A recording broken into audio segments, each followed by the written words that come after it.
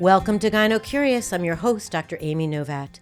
Please share the show and send us your thoughts to comments@radiofreerhinecliffe.org. And learn about my clinical practice by going to dramynovatt.com. If you are a woman in the perimenopause or menopausal transition, you've probably noticed there is a lot of conversation about this stage of life right now. Social media is full of influencers, experts, and self-proclaimed gurus, all offering opinions, products, and advice. It can be absolutely overwhelming. What is valid information? What's misinformation? What should you avoid? And what's actually worth your time, money, and energy? One supplement you may have heard about is creatine. It's showing up everywhere in the wellness space, and many women are asking me about it. So today's solo act is a deep dive. What is creatine? What does the science say? And should you be taking it? First of all, what the heck is creatine? Creatine is a naturally occurring substance made from amino acids, with about half of your body's supply coming from your diet and the other half produced primarily in the liver and kidneys. Food sources for creatine are primarily animal-based foods like red meat, animal milk, and seafood, with less found in plants like lentils, beans, and quinoa.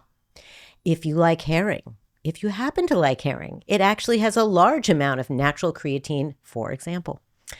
Creatine plays a role in energy metabolism, basically helping supply energy to the body, particularly your skeletal muscles for flexion, especially while you're exercising. So why take it at all? If our body's already making it and you can get it through your diet?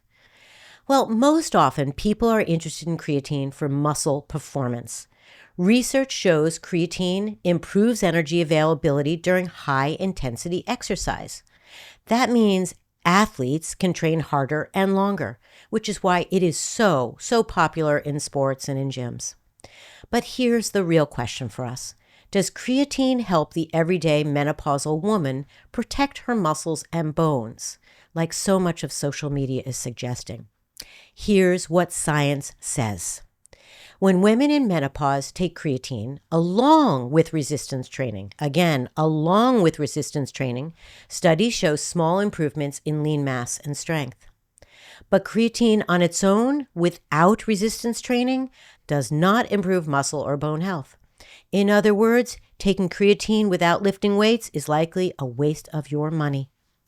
Resistance training alone, however, does improve strength and lean mass. So resistance training is good for you no matter what.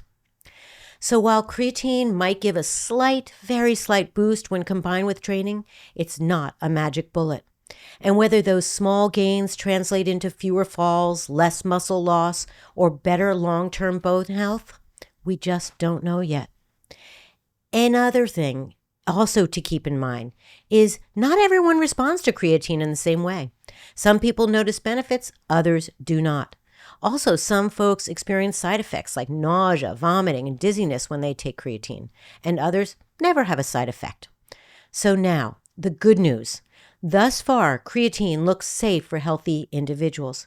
There have been quite a lot of science looking at the risks and benefits of this supplement, which is actually kind of unusual in the world of supplements. And science demonstrates that creatine hasn't been shown to harm kidney function like so many other supplements. That said, if you have kidney disease or, quite frankly, any other significant diagnosis, please always talk to your doctor before taking this or any other supplement for that matter.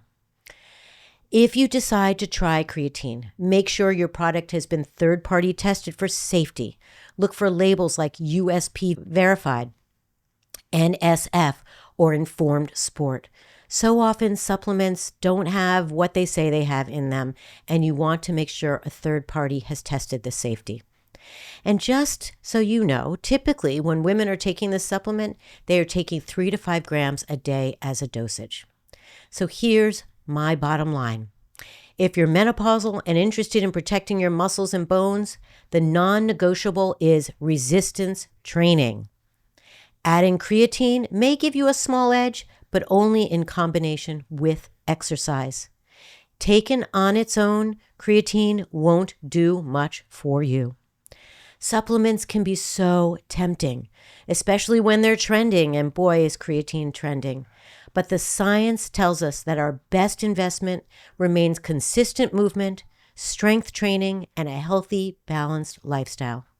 And maybe creatine can play a small supportive role in that journey, but science continues to investigate this.